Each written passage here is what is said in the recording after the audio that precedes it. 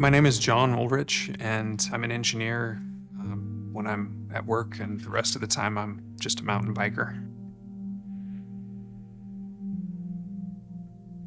On a day skiing in February, I had a lot of pain in my abdomen that I couldn't really pinpoint.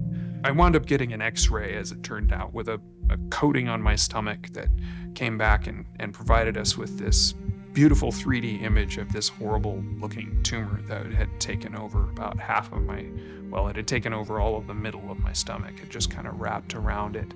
And it wasn't immediately certain that it was cancer, but obviously that was the probable thing.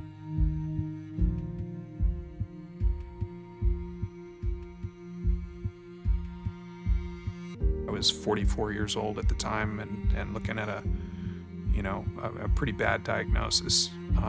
And everybody approached it that way. It was like, well, on the one hand, this is bad, and on the other hand, you're young and you've got a chance to fight this off, and you need to do it.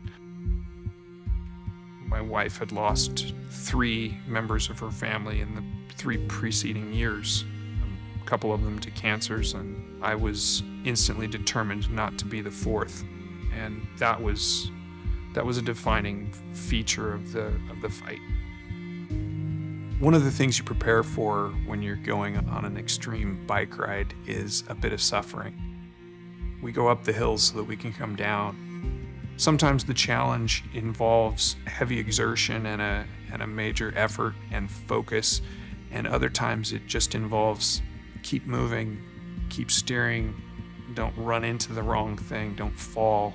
And that was how chemo was for me. It was, some days are easy, some days are hard. Statistically speaking, you're looking at a 4% chance of survival at 5 years, or at least that was the case at the time. Not very many people were really even willing to imply that there was a probability or a possibility of survival.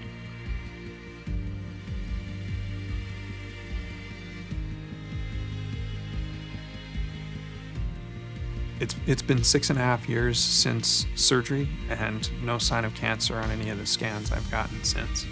I guess the one thing that I would hope to get out there from a messaging standpoint is just the importance of early detection for cancer and following up and doing what you need to do. If we didn't have Bonner General here,